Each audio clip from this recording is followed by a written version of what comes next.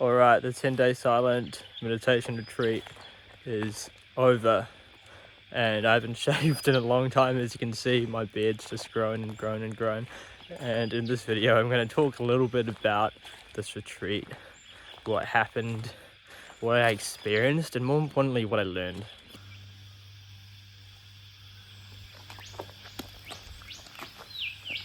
Nice view with the dog. So at this retreat, I learned a technique called Vipassana, and this was something that I had never actually done before. This was quite groundbreaking for me. In particular, there was an aspect of it. This aspect is about keeping an equanimous mind. So basically Vipassana, to put it really simply, is you're scanning your body head to toe, and then toe to head, part by part, piece by piece, until you get sort of a continuous flow of awareness as you go through every single little spot in your body, every single sensation. First thing, they talked about sensations. You know, you feel something, you feel a sensation, it arises, that passes away. Now, this is something I was already somewhat familiar with, but the part that was really groundbreaking was the aspect where they say, do not cling to a sensation, a particular sensation. Do not have aversion towards a particular sensation. Bringing us back to this one point, having an equanimous mind without aversion and craving. This was actually really key for me because I used to cling on to pleasant experiences, pleasant energetic experiences, and be averse to feeling bad. Because when we feel a sensation, usually one of two things happens. We want to get more of it because it feels so good, or we push it away and we say, oh, this is painful, this is painful. So this equanimous mind is about seeing it, observing it, and just being with it in a very accepting way. This was something that, you've heard before from teachers. Don't push away, don't cling to. But what I liked about Vipassana in particular is that they're teaching it through a meditation where you're constantly practicing it. So you're constantly getting that direct experience as you practice scanning your body and you're feeling sensations. And that was something I experienced as well. In my stomach area and digestive system, I felt a lot of heat, and that was uncomfortable, right? I felt that for some time. If I really tapped into it, into that part of me, and I really felt the sensations there, it was something that I was aware of. And just feeling it over hours and hours of practice, that went away, which brings me to the next aspect, which is one of the three characteristics called impermanence or anicca, which they talked about a lot. Goenka, the Goenka is the guy we listened to on the audios.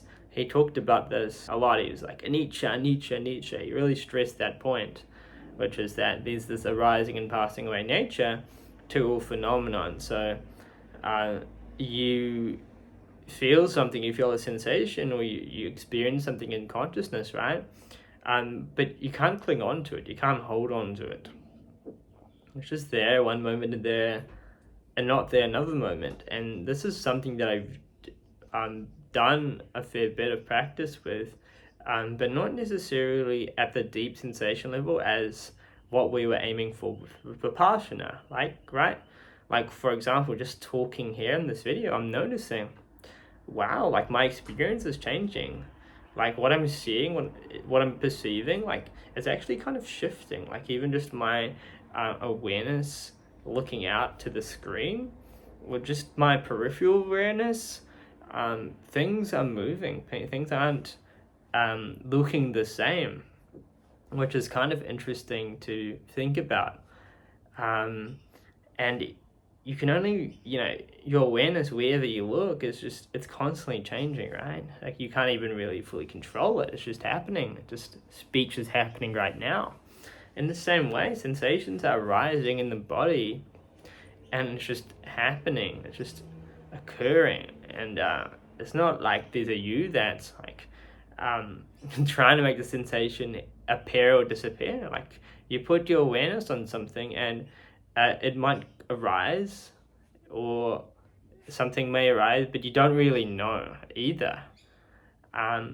Which is where he talked about, like, don't go looking for a particular sensation. I thought that was really cool too. Don't go looking for a particular sensation. Because I think you can get into the habit, I know I definitely have, where you feel a particular sensation and you're like, oh, I want more of this. This feels pleasurable. This feels nice. Or this is interesting sometimes. The body scanning, I would say, is fairly applicable to modern Western science and what we have now, which is this idea that, like, trauma is stored in the body, and that somatically you can feel into it and you can actually somaticize trauma. And there's a book called The Body Keeps the Score, which is a very popular psychology book. It talks about how this works, and there's a lot of other research. But it's interesting that thousands of years ago, the Buddha or whoever else came up with this idea of the samskara being, and I like to think of it like, just a packet of trauma in the body, or something in the body, right, that's been planted, that you've clung to, have aversion to, and now it's there, lodged into the body. And this technique of Vipassana, as Goenka describes it at least, is about going deep into the body, performing an operation in the body, and kind of unrooting those stuck, whatever they may be, energies or little packets of trauma, or things that we've clung to, basically, that aren't really truly us. And it's about removing those. Now that I'm back in my daily life, it's been a week, and I've been doing an hour of meditation every single day, apart from one day I did half an hour. So basically an hour every day. And gotta say, it's a lot harder to do meditation and feel deep sensations without the continuous practice, without practicing for hours a day and sharpening your awareness, really having a sharp awareness.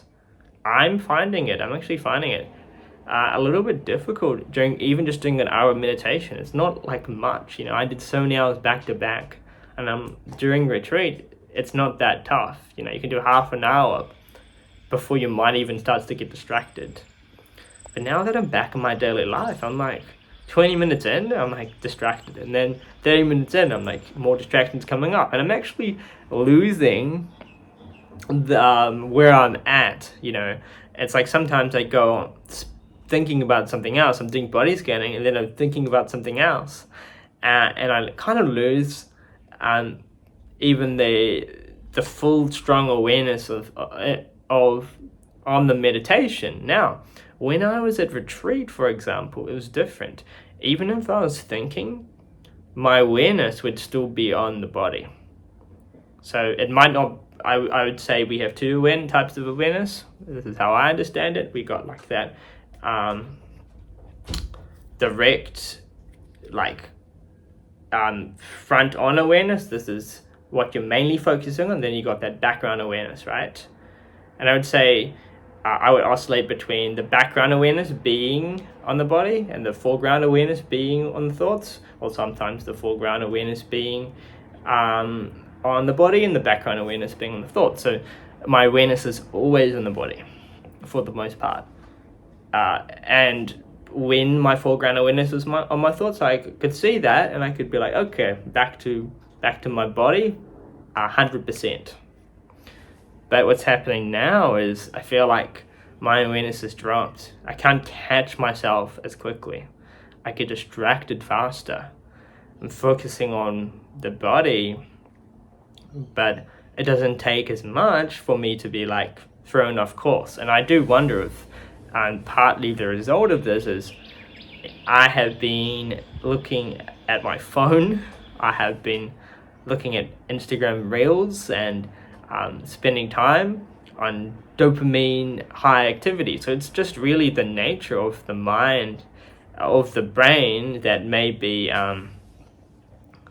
in an environment right now that's less conducive to meditation, continuous meditation practice. And so that's what I think is a good reason to go on retreat, actually, is you get this continuous block of meditation.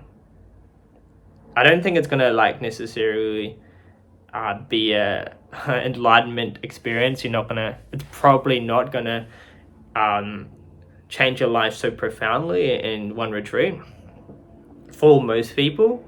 In fact, people asked me, they're like, oh, so did you get any crazy spiritual insights? Did something crazy happen to you? And I'm like, yeah, no, not really. Nothing, I didn't have any extreme, amazing spiritual insights where it just completely changed my perception of reality, right? I felt a lot more sensations. I'm more aware, but it's not what I think a lot of people think this is about. So just people I chatted to yesterday, they had a slightly wrong impression of what you should expect going into these courses. Now, that being said, I did see closed-eyed visuals. I did see fractal patterns and different patterns when I closed my eyes on some of the early meditations that disappeared. I had a strong vibration in the middle of my head, and experiences like that early on, that I guess you could say, if you hadn't had those experiences before, they may feel very mystical and profound and stuff like that, but I'm somewhat used to having them, not clinging to them either, so it just feels very transient, right? Yeah, so that was a bit of a ramble. I don't know where I was going with that. Okay, I'm going to talk about what I didn't like so much. A few things. I'm going to start with the teaching specifically and how Goenka taught it. First one is, he keeps stressing hard work. He's like, you must work really hard. On the first day, he was like, this is a prison and you are here for 10 days. There is no leaving. And 30% of people in our course left. We started at 30, we ended under 20, 7-8 people left, right? Big dropout rate. And I think partly it's due to, or something that makes it worse for people is Goenka really stresses hard work. He really stresses it. I understand why he's doing this. He's doing it because the group of people he was talking to way back when, a lot of them were devoutly Hindu. A lot of them came from a different upbringing, different society.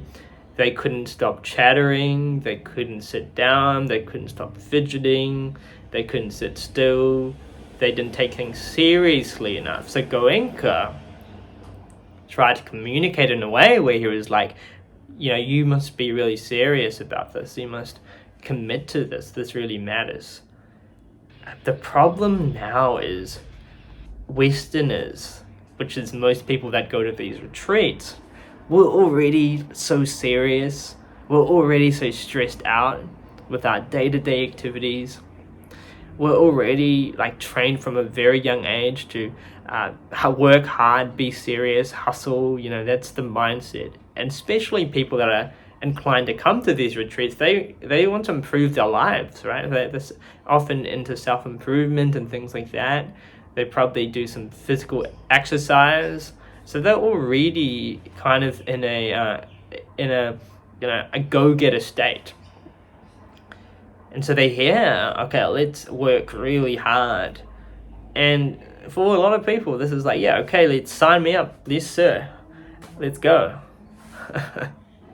But this, unfortunately, in my opinion, and the opinion of many people I've talked to, many Dharma teachers like Dhamma, this creates more hindrances because now you can't be relaxed. And one of the most important factors is relaxation. That's to be really relaxed in the body. That's when you can start to feel good. That's where you don't have this agitation that's been built up. Now, the Vipassana, eventually you get to day 3, and day 3, day 4, that's when you really start doing the Vipassana. I think it's day 4, I think this for 3 days was just Anapana. And when you get to the Vipassana, that's where you may naturally realize this. And, because they're talking about no craving, no aversion, you're like, okay, I'm not going to have the aversion to these sensations. And you'll start to realize it naturally anyway, that hard work is just simply an illusion. You can have discipline, but the stress of hard work is something that you've kind of constructed and created in the mind. But I caution this because a lot of new meditators will not understand this. They haven't done the meditation work, or even they won't. It will take them a long time to realize, and so you are creating more hindrances and defilements in the mind potentially for a lot of these students that really just need to relax, really just need to drop the ball, unclench their fists, and focus on that relaxation part, which is one of the crucial factors as the Buddha described, but to my understanding, but Goenka does not talk about relaxation at all. He talks about hard work, which is, in my opinion, one of his belief systems, or one of the things he's communicating. And this is problematic as well, because he keeps stressing, this is pure Dhamma, this is pure, the most pure Dhamma. And I gotta say, Goenka is such a good speaker. He's really charismatic, he's so fun to listen to. Really interesting stuff, right? I was really actually surprised by some of the talks. Really interesting. I really enjoyed it and had a good time. But the problem here is he's acting like my Dhamma is the purest Dhamma, and everybody else doesn't have pure Dhamma. I think this is trivializing other teachers and other communities and styles of teaching, because I don't think his Dhamma is pure. And you can look at a lot of people that talk about this online, and they point out lots of ways that it's not pure. Now, let's just talk about one, which is, he's implanting his own mindset on top of the Dhamma. For example, you must work hard, you must do this, you must do that, it's like this, it's like that. Even Anapana, right? He's saying, focus on this nostril area just to get the concentration, right? That's not bad inherently, but he's acting like this is exactly what the Buddha taught, which is to my understanding, and after talking to Dhamma, who's very well versed in the Dhamma and the Pali text, apparently the Buddha never said this is the area you need to focus on. He never said that when he taught Anapana. Focusing on these nostrils. And so if Goenka is saying it, and it's not true, but it's something that he's teaching, well, is it really pure Dhamma, or is that something that he's teaching and he's trying to act like it's pure Dhamma? Now, I think this is also an issue because he's acting like I am the single source of truth, and you shouldn't learn from other teachers or other Vipassana schools. And he's not saying this directly, do not, but he's basically saying it. He's saying it indirectly. That's the impression that I got. Which I think is not good, because yes, I understand where he's coming from, is coming from a place where people maybe didn't have the intellectual maturity to learn from many different people. He thought maybe people would try too many different things or get caught up in the magical aspect. So he's really trying to hone people in and let's have a solid, consistent practice. Let's do this style, this way. Don't get lost doing some mumbo jumbo. Don't get lost doing this thing or that thing. He's really trying to hone people in, which is good intention. But we live in a different world now where people can actually get a lot of value learning from different teachers. People are, at least Westerners, are mature enough to really see different perspectives and understand the pros and cons. And to learn Vipassana from another teacher, for example, you might learn, actually relaxation is an important factor, and I can do it like that, right? So yeah, it's a bit problematic in that way, and I've actually heard many stories of Vipassana meditators that have meditated for years in Vipassana, right? But they've just learned from Goenka, but they've just gone on retreats, they've just learned this particular way of doing it. And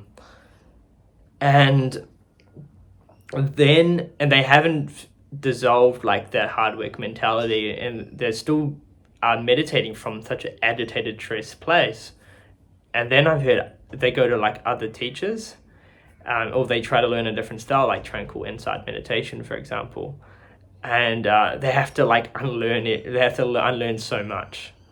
The other teacher has to get them to just focus on relaxation, just focus on other things, with their body just locked up automatically in meditation, which isn't great. It's like setting up people for failure in a way. So I personally don't like that, but eventually if you keep doing Vipassana, that will go away anyway, so ultimately it doesn't matter. But I think for beginners it's not great. Better to focus on the right things from the start, I think, and have the right intentions and the right mindset. But yeah, actually that's what the teacher Kevin even told me.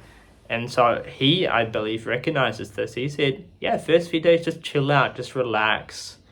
Don't take it too hard.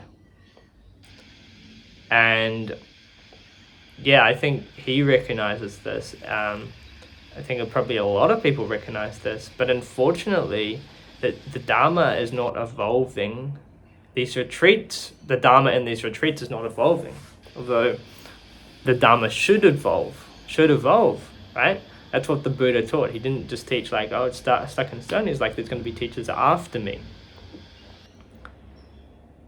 So if it's not evolving for the times, if it's not catering to new students and their particular styles of understanding the world and the Western attitudes, then it's, in my opinion, doing a disservice. Because the Dharma, in my opinion, should be taught in a way where it's catering to the type of person that you're communicating to, right? You're not going to communicate to a child in the same way as you communicate to a 30-year-old, 40-year-old, 50-year-old. You might use different language. The Buddha recognized this, and he taught the Dharma in many different ways to different people in different situations. So yeah, the Dharma is not evolving. Goenka's dead, right? But the retreat is still stuck in its way, and it seems like, because now it's this fixed, rigid organizational structure with rules and regulations, and we must do it this way. Ironically, it's almost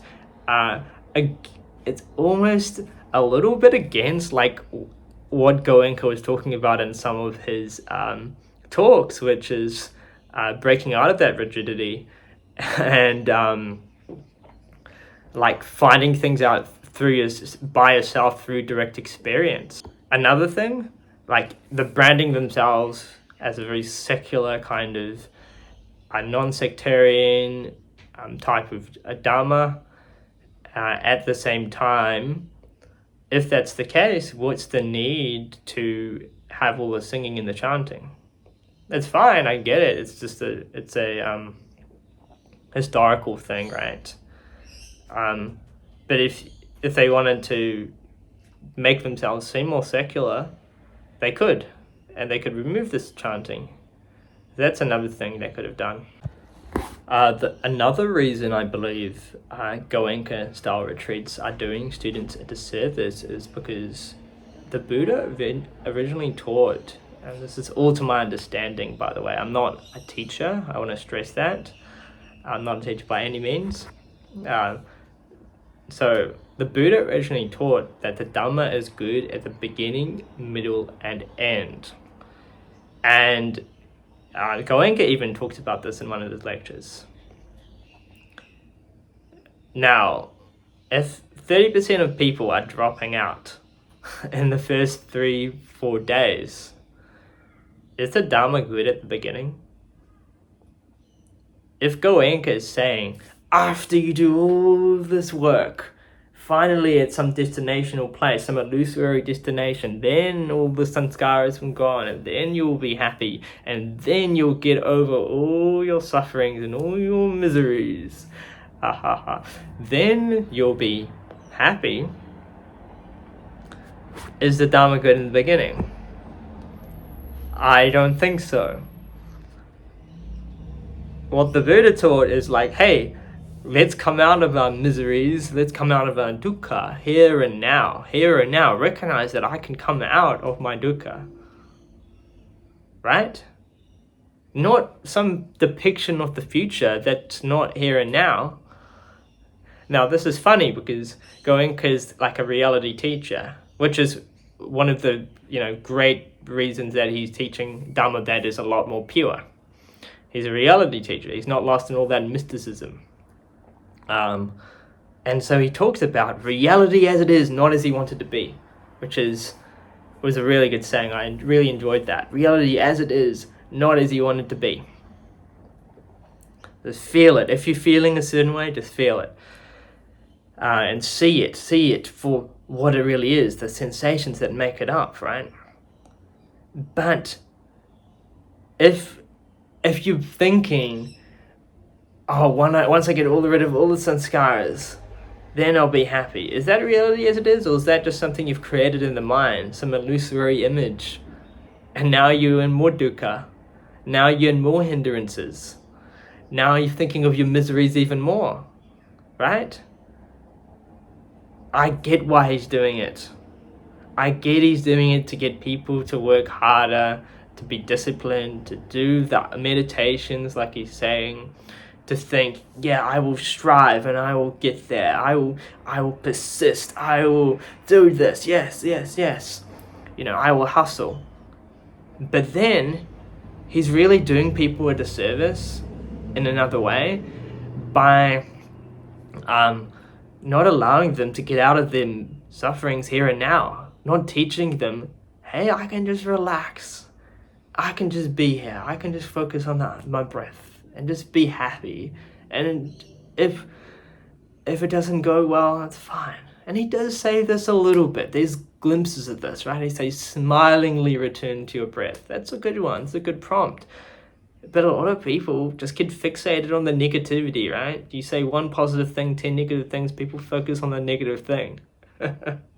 Even if you say 5 positive things, 1 negative thing, people focus on the negative thing. In my opinion, his mindset's not so positive, and it's creating hindrances. But yeah, overall the retreat was good. By the way, just another thought. This is where I think you can have the old videos at night, but just a little bit of bit more like meta understanding. I'm talking about not the meta technique. I'm talking about like a wider discussion about like why he's communicating in certain ways. would really help people to understand where he's coming from and to understand his perspective, the pros and cons and limitations, and why he thinks a certain way and why he had to communicate a certain way, rather than getting stuck in his philosophy and his mindset, which is not the Dhamma. This is where I think even having like a 30-minute block in the day, every single day, you know, after lunch maybe, just 30 minutes. You can remove 30 minutes of the meditation session. Just do 30 minutes. We all get in the hall, and the meditation teacher, the living meditation teacher, so in my case Kevin, could give a Dhamma talk himself. That would be so interesting. I really enjoyed talking to Kevin. I really enjoyed hearing his perspective. I would love to hear his perspective more and hear what he has to say, hear what he's learned from seeing all these different students go through the course. I know you could have one-on-ones with Kevin, and I did. That was great. But I think some part of the course should be a teacher, a living teacher here and now, giving their own Dhamma talk for 30 minutes, giving their perspective. This is a way that the Dhamma can continue evolving, that modern teachers can still talk about things, you know. And yes, maybe the criticism here is, well, it would depend on the teacher. We can't regulate it as much. As a big static organization, we don't like that if some teachers say certain things that's against our agenda, then we might not like it. Yes, I understand big companies, big organizations may have these problems. And I would be not surprised if, you know, an organization like Goenka's organization dealt with problems like that, and which is why it might be difficult to do, because they need that consistency amongst all the different meditation retreat centers.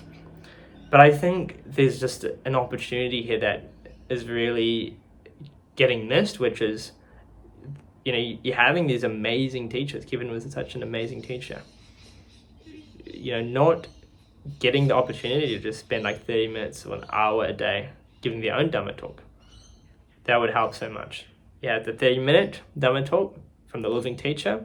It's improving the meditation teachers' practice, their skills, their communication skills would help them, would help everybody else listening, would give a wider perspective on what's going on. And then you have the OG Goenka at night talking about his stuff. That would be like a very good dynamic. Yeah. And that way you could actually keep the Dhamma evolving. Just a few more things if you are going on retreat. These were things that affected me, I would say, were health difficulties, mainly like low blood sugar and low blood pressure. Because I wasn't getting enough salt, and I was sweating out all the salt too, right? It was so hot. So I had to start taking electrolytes after, I think day 3, day 4, I started realizing, and that really helped. So bring some electrolytes in your bag, or just during breakfast, put some salt in your water every single day. It's going to really help if you deal with that specifically, which I did, and I just wanted to stress that as something you might need to think about, because you're getting 2 meals a day, there's just not that much salt, you're eating a lot of fruit, you eat fruit at night, so there's no salt in the fruit, something to think about. Same as blood sugar levels, you're eating a meal at 6:30 a.m, 11 a.m, and then you don't eat anything for like many hours until 5 p.m, right? That's a big gap where your blood sugar can dip. Something to think about, and it actually takes a few days until your body adjusts. But overall, the food was amazing. I have to give credit to the volunteers, all the chefs that put so much time and effort, and their kindness, right, into cooking. And this is something that I really took out of this, is the idea of like generosity and kindness, and this dana, this beautiful giving to others, service to others, was really beautiful. And like, nobody's making money out of it, right? Like, we live in this world where like people only do things to get something in return a lot of the time. And there's always a string attached, almost always a string attached. But then, like, these volunteers, they're not getting anything in return other than, like, their own, like, heart, their own, like, I want to contribute, I want to give people this opportunity, which is really a selfless act to give this opportunity for somebody to spend 10 days just going deep into their mind. So that was really beautiful. All the servers and Kevin as well. Yeah, thank you so much, Kevin, for everything, and all the talks were great. And he had such amazing, actually loving metta energy that you just felt radiated from him. Like he was talking to his child, like talking to a child. And it was like giving that energy. That was really beautiful. I'll also talk about a little. I know I've rambled for way too long. I didn't think this video would go on this long, to be honest, but it has. I don't know if anybody will watch this.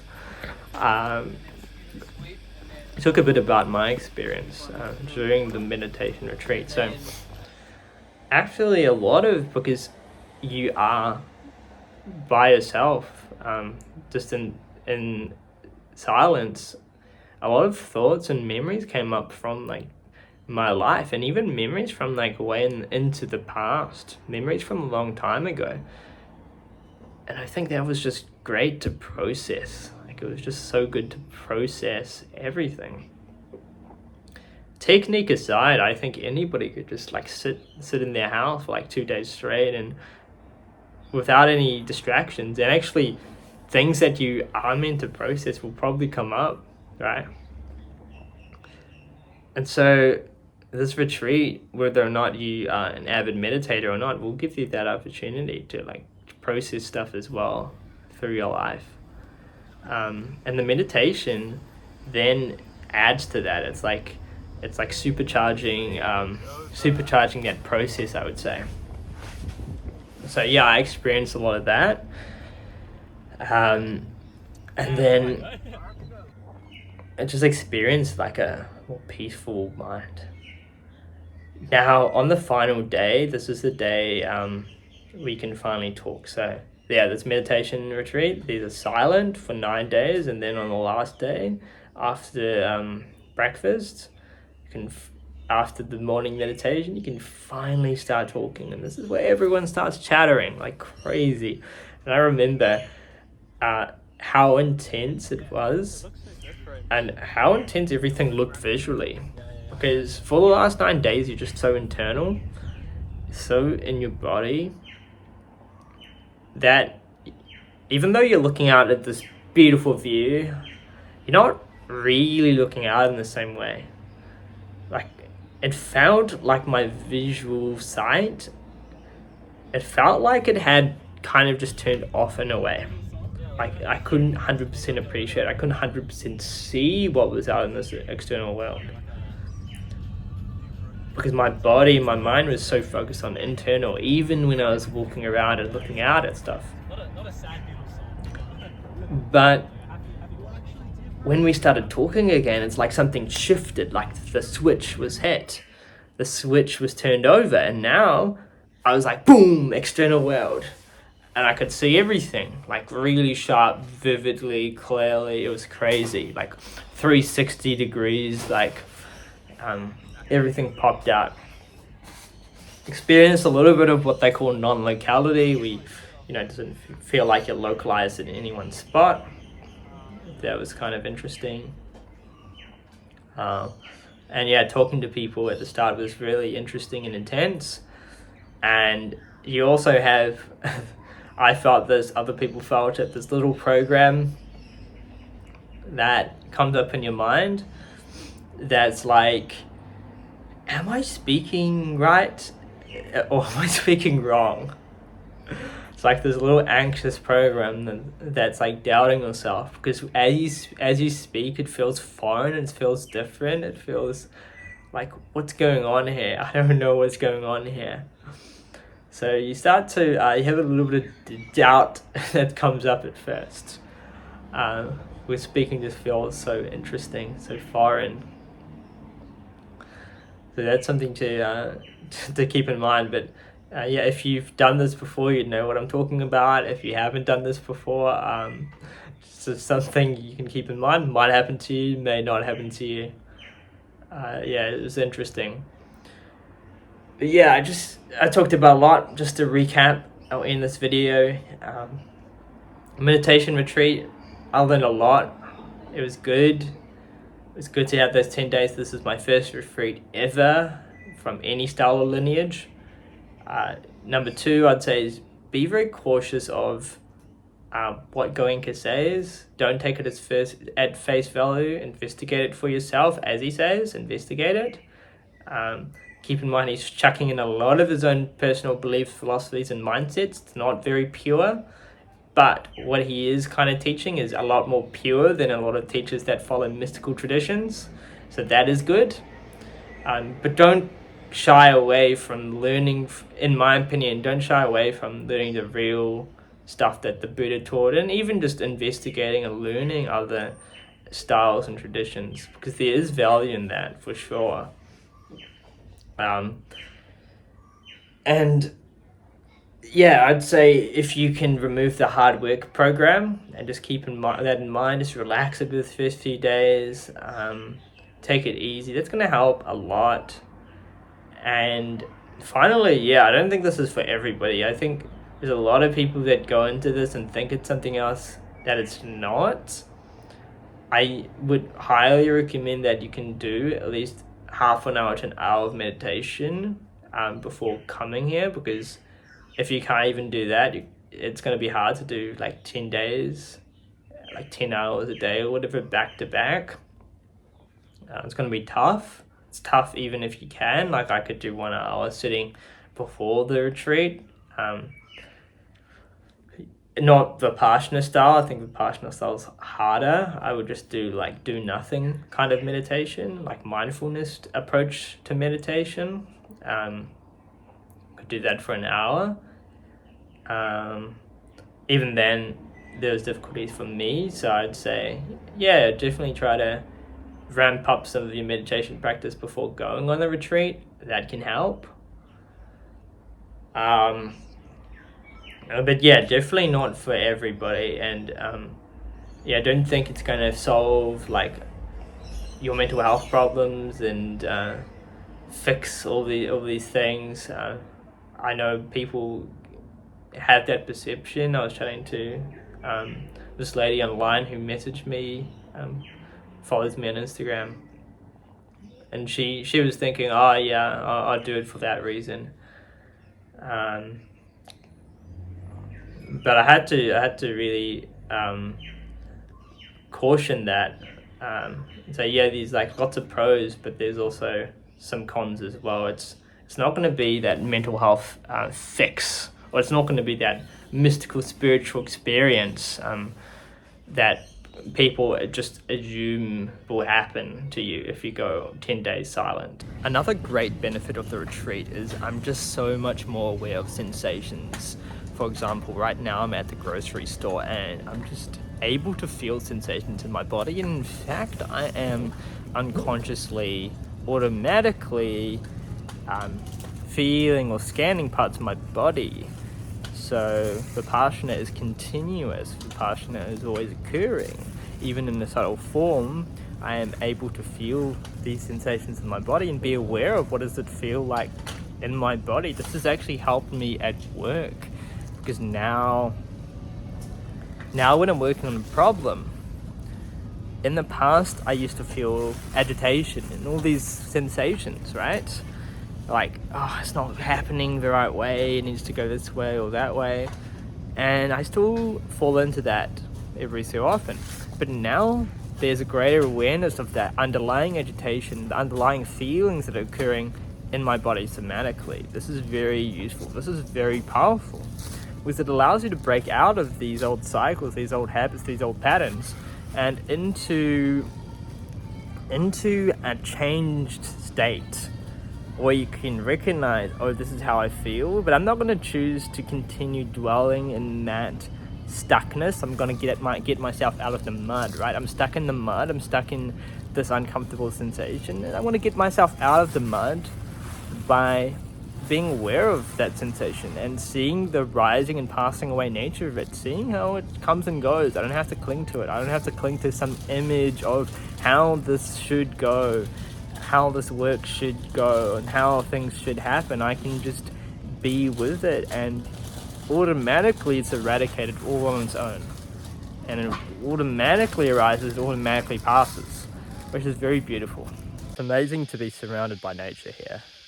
And coming from the city, coming out here to the bush, to the wilderness, you see so many different distinct insects and species that you would never see anywhere else. I mean, I saw a rock wallaby jumping around the other day. That was awesome. I hadn't seen one before, I hadn't seen one in the wild. It's just jumping around over here in the bush. There's a lot of really interesting things to look at, and having these 10 days is just such a detox in the mind. You're so detoxed, there's nothing to do, you're just meditating, you have your thoughts that sometimes come up. It's a really good opportunity to really go in, and the few times in the day, in the morning or at night, where I would walk around here in this little bush track, it would just be so fascinating to look out in the view, or to look at the insects that are scurrying around, or the little ants. And ants are such fascinating creatures, right? I think ants are just so fascinating because the way they move through objects, over objects and all these different terrains, and they're often carrying pieces of food with them, and they're working together, carrying pieces of food, big pieces of food, double the size of the ant. It's really interesting, really impressive to see so many different species of ants, so many different species of wildlife. And so, although this is not an intended part of the retreat, an unintended consequence or beautiful side effect, it's not even a side effect, I don't know the word for it, a beautiful extra bonus is that you're going to be surrounded by nature, surrounded by such good vibrant energy and wildlife, and just be away from the city life, be away from social media, TikTok, all of that stuff.